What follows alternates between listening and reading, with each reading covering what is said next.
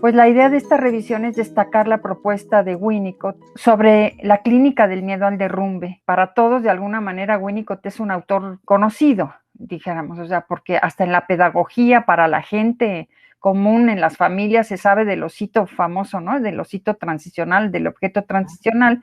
Entonces, es un autor ya conocido, pues la idea es tratar de acercarnos en esta otra propuesta. El objeto transicional estaría en la frontera del yo, haciendo una adentro y una afuera, y lo que vamos a revisar del miedo al derrumbe va a ser en relación con el interior y el exterior, con el mundo interior, y qué pasa en ese miedo al derrumbe. Bueno, de eso se trata, que lo vayamos construyendo juntos. Yo creo que empezamos la idea de este artículo, que ya ven que los analistas, ¿verdad?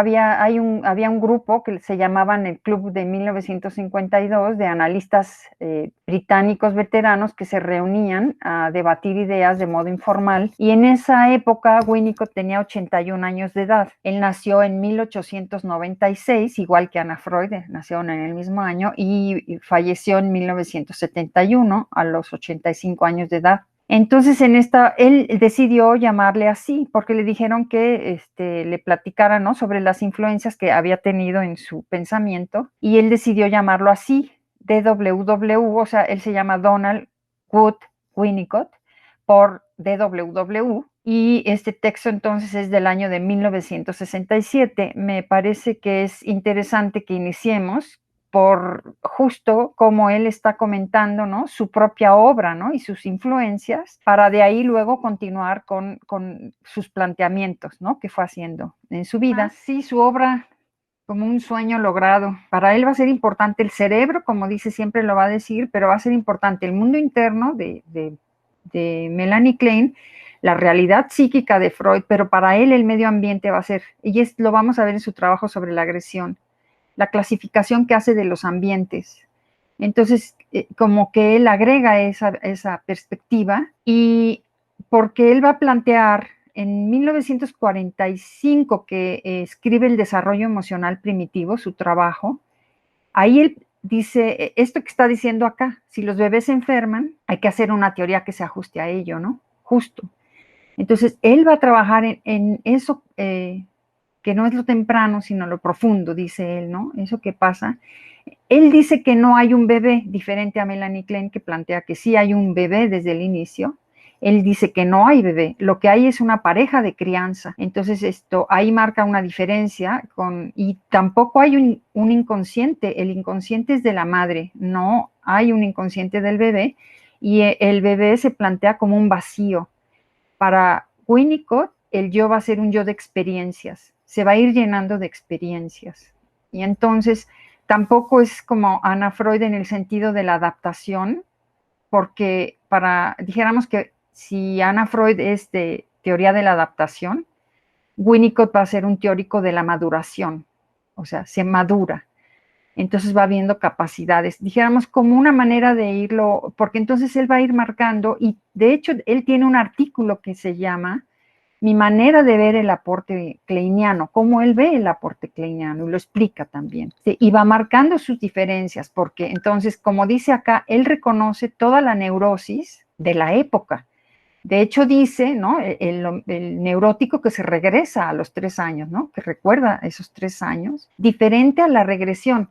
Y aquí trae un caso de esta regresión que vio en un bebé. De hecho, en la página 336, si quieren, él lo dice, no sé si tengan ubicada su página, y dice, porque yo sabía que había visto a muchos bebés enfermar desde el comienzo o muy pronto. Había tenido numerosas experiencias, por ejemplo, como la que tuve esta semana. 2 padres normales y muy inteligentes que me traen el problema de su pequeño bebé de 22 meses. Este bebé ya había desarrollado una neurosis obsesiva muy bien organizada a los 16 meses. Los padres me preguntaron, ¿y bien, qué hacemos? Y yo pude tomar la teoría psicoanalítica y decirles, hagan esto. Y lo hicieron. Y el niño abandonó la organización obsesiva y siguió adelante. Fue una aplicación absolutamente directa. Me parece que contar esto hoy no es sino una experiencia común, pero si lo hubiese contado en este país en 1935, alguien me habría objetado, pero no puede ser. No había público para eso, porque para tener una neurosis obsesiva había que hacer una regresión respecto de dificultades edípicas a los 3 años. Me doy cuenta de que estoy exagerando, pero esto me fijó una línea de acción. Pensé, voy a mostrar que los bebés se enferman muy tempranamente, y si la teoría no se ajusta a esto, habrá que adecuarla. Así estaban las cosas. Entonces, y justamente en el año de 1935 es cuando él se gradúa como psicoanalista, siendo el pediatra, y presenta un trabajo para graduarse que él muestra una terapia de juego con un niño con la técnica de Melanie Klein, la técnica de juego. Y ya entonces en 1945 él va a decir esto en su trabajo del desarrollo emocional primitivo, justo que si voy a mostrar que los bebés se enferman muy tempranamente y si la teoría no se ajusta a esto, habrá que adecuarla. Entonces él va a trabajar, aparte de, digamos, el objeto transicional, va a trabajar todo esto que ocurre en el primero y segundo año de vida, o sea, tan profundo, tan primitivo como el primero y segundo año de vida. Y de eso se trata su teoría, justo con esto que estábamos comentando, que él hace el énfasis, además del cerebro, además que esté intacto, además del mundo interior de Klein, porque él está de acuerdo en la posición depresiva de Melanie Klein. De hecho, todo lo que es el miedo al derrumbe va a ocurrir en la posición depresiva. Todo lo que es la psicosomática, el miedo al derrumbe, ocurren ahí en la posición depresiva.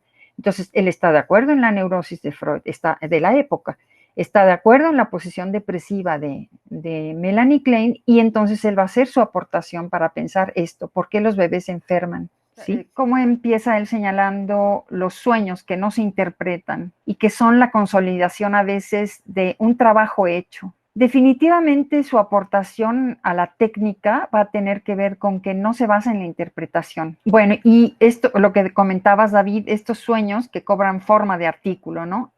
Que quizá ahí podemos comentar desde la zona de los fenómenos transicionales o la zona de superposición entre la creatividad primaria. Un concepto que va a ser importante en Winnicott y a lo largo de toda su obra es la creatividad primaria, ahí donde el bebé tiene la ilusión de ser el que crea el pecho. O sea, el bebé tiene hambre y él crea el pecho estando presente. La paradoja es que él crea el pecho estando presente. Los fenómenos transicionales se están jugando siempre en el pensamiento desde el inicio del bebé. Entonces, como estando en una dependencia de la madre, a la vez está en esta soledad esencial. Y bueno, un elemento que comenta interesante también de Klein, la relación con el interior del cuerpo, ¿no? Que implica lo que sucede entre el comer y el defecar, que eso lo estudió Melanie Klein.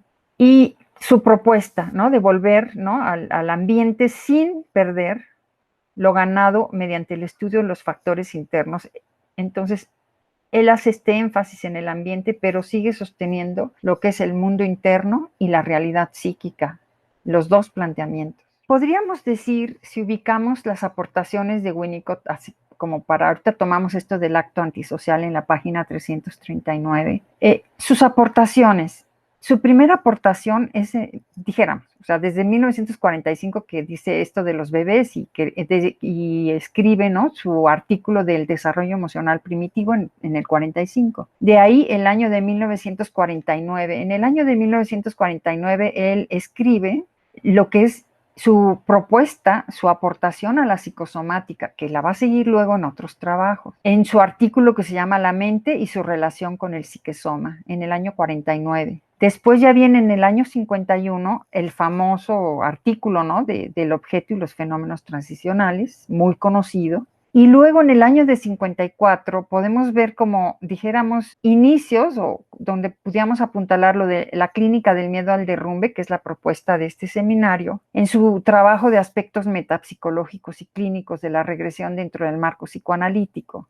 Y ahí los va a llamar no psicóticos. Divide psiconeuróticos, no psicóticos y psicóticos. Pero también quizá podríamos ver en su trabajo antes, en 1948, que habla de la reparación con respecto a la organización antidepresiva de la madre. El niño que se hace cargo de la depresión de la madre como una primera manera o como una forma de miedo al derrumbe. Es una manera de... Bueno, y después en 1956 tiene un trabajo que se llama La tendencia antisocial. Entonces, estas aportaciones a la psicosomática, al miedo al derrumbe, a la tendencia antisocial, ya se encuentran en sus escritos de pediatría y psicoanálisis que publicaron en 1958. Bueno, si quieren, vamos a leer en la página 340.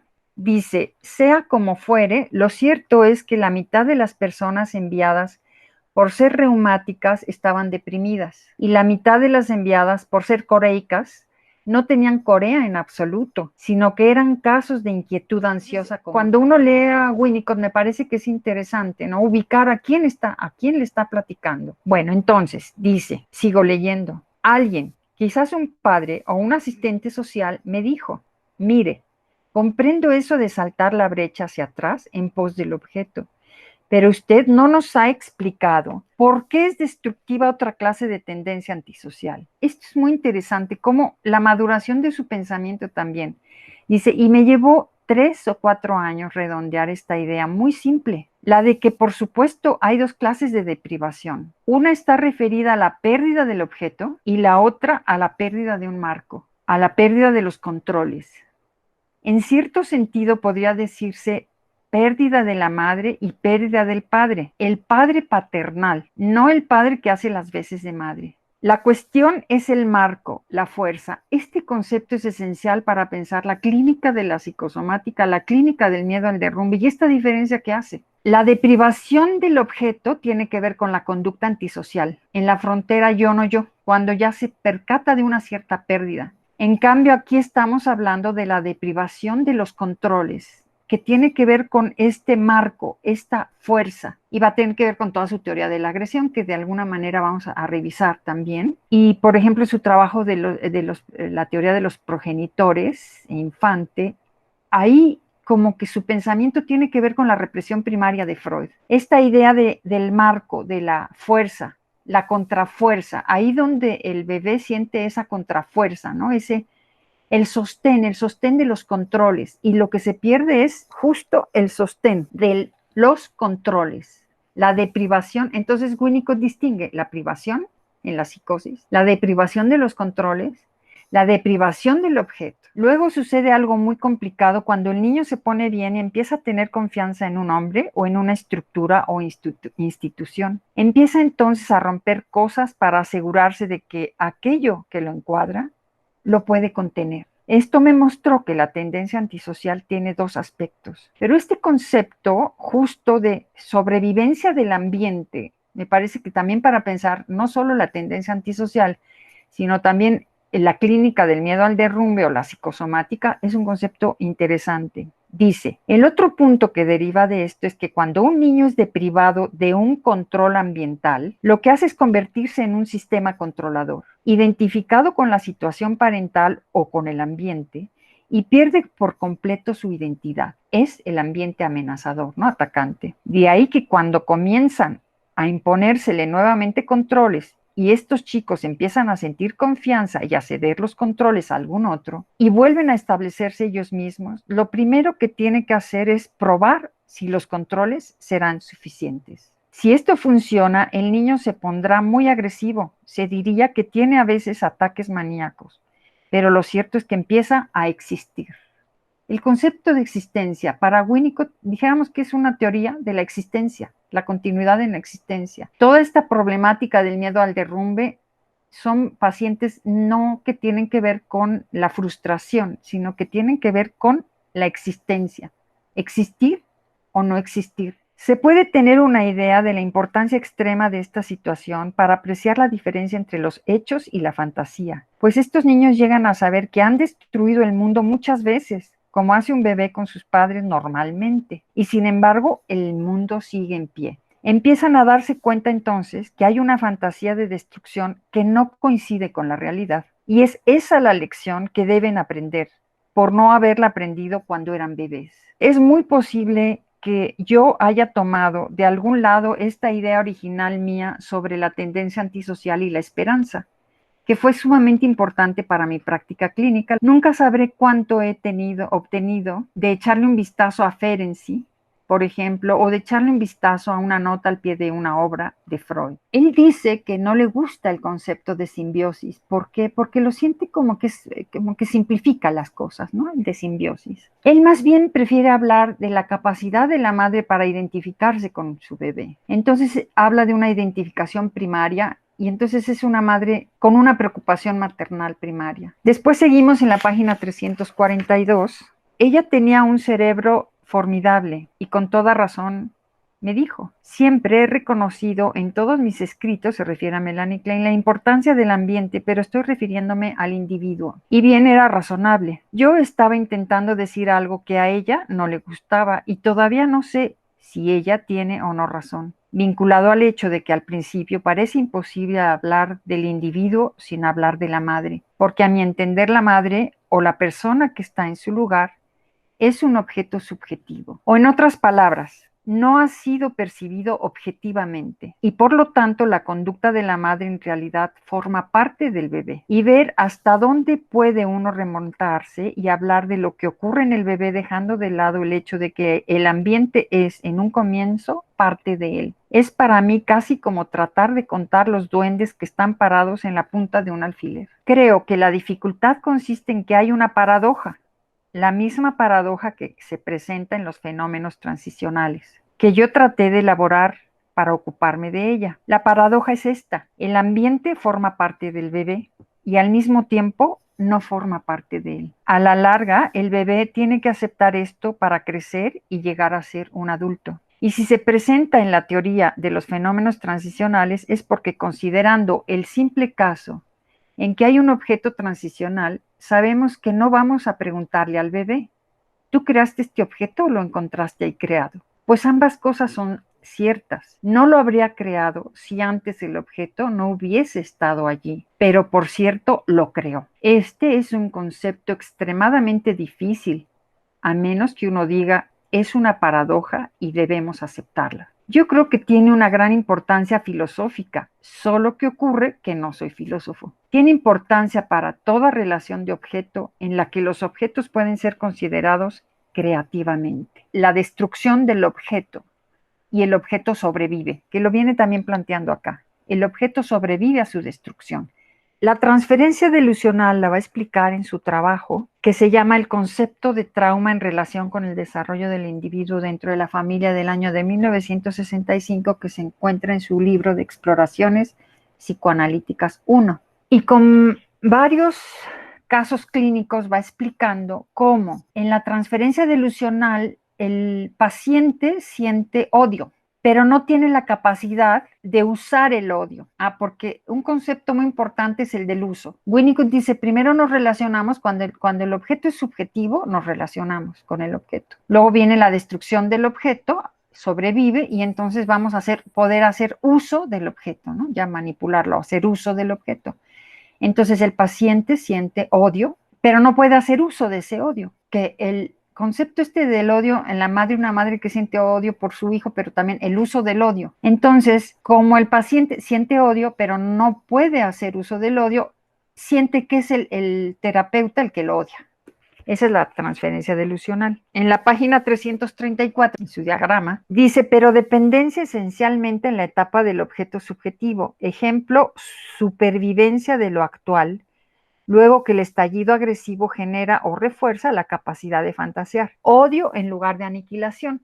Podemos pensar entonces que cuando un paciente puede odiar, ¿no? Sentir odio, puede ser como una defensa, ¿no? Una manera de protegerse contra la aniquilación, ¿no? Que van a ser una de las formas del miedo al derrumbe. A esta idea de locura que él tiene en la página 332-33 en su cuadro, cuando él se refiere a la locura, aquí en la página 332-33, hasta abajo dice: dos categorías de personas. A, llevan consigo el haber estado loco. B, no les pasó eso. Loco significa el derrumbe de las defensas del yo, como eran entonces, incluido el yo auxiliar de la madre, o sea, se cae, se derrumba, con manifestación clínica de una angustia impensable o arcaica. Aquí está: caída perpetua, desintegración, desorientación, despersonalización, o pánico como defensa contra la angustia impensable. Entonces el axioma de Winnicott dice es A, miedo a la locura, locura ya vivida, o B, impulso a recordar mediante el experienciar.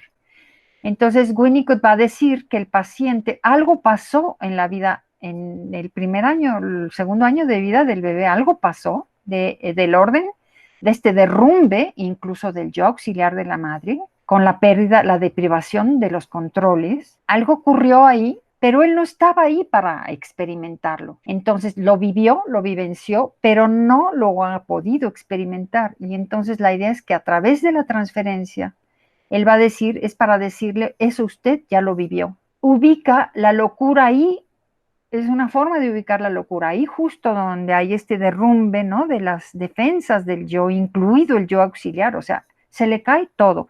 ¿Qué puede ser? La depresión de la madre, por ejemplo. Tiene un artículo así en el 58 sobre la depresión de la madre y cómo el niño, en vez de ser el gesto, la madre está en la fase de sostén pendiente del gesto espontáneo del bebé, está la captura del gesto espontáneo del bebé. ¿Qué pasa en estos casos? Que es el gesto de la madre el que está jugándose, ¿sí? No es el gesto del bebé, sino es entonces puede ser la depresión de la madre o la deprivación, una deprivación de controles que también la madre vivenció y que la saca de su lugar de madre, ¿no? Entonces se deprime y entonces es ahí donde él ubica la locura, como este miedo al derrumbe, que es justo lo que vamos a acercarnos en este seminario, la clínica del miedo al derrumbe. La clínica del miedo al derrumbe tiene que ver con gentes muy exitosas, pueden ser de lo más exitosas en su trabajo, destacadísimos, pero dijéramos, y me gusta más llamar que falso self, el self público y el self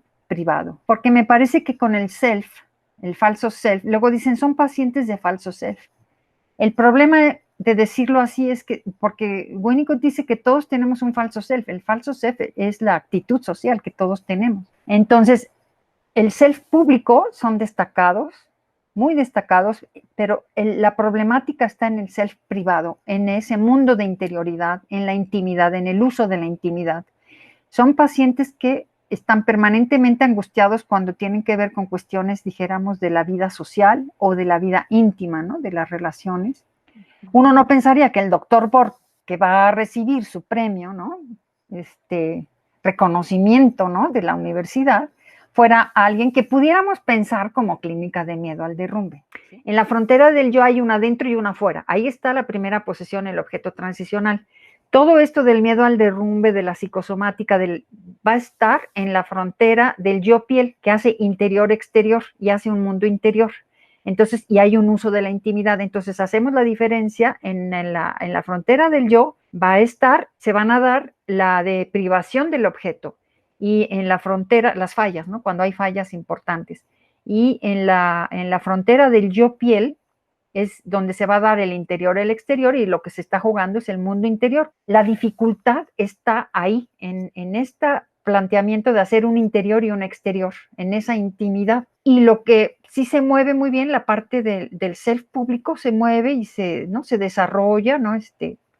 En la psicosomática, pueden ser también muy destacados en la clínica del miedo al derrumbe y en la psicosomática, muy destacados en su profesión, pero tener esta dificultad social al grado eso, ¿no? De angustiarlos, ¿no? De vivir en una angustia, en una agonía, ¿no? Un sufrimiento. El doctor Borg, cuando empieza a raíz de la fresa salvaje, que empieza a tener recuerdos y ensoñaciones, como en sus recuerdos está siempre, como el engaño de la esposa, ¿no? Entonces siempre hay una agonía permanente, ¿no? Cuando está este self privado, íntimo, ¿no? Entonces por eso era la idea de llevar este caso del personaje del doctor Borg para pensar esta clínica del miedo al derrumbe, ¿no? Vamos a decir, destacar la clínica del miedo al derrumbe. Esa es como la propuesta.